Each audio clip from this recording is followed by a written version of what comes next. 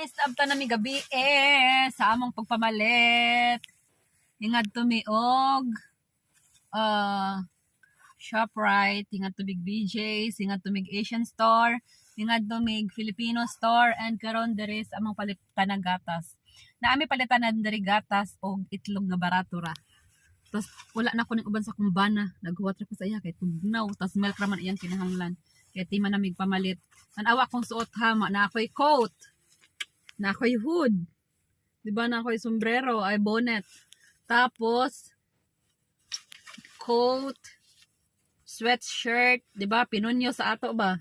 Sweater, tapos naapa sa ilawom. O, diba? Yung anak katugnaw diri guys.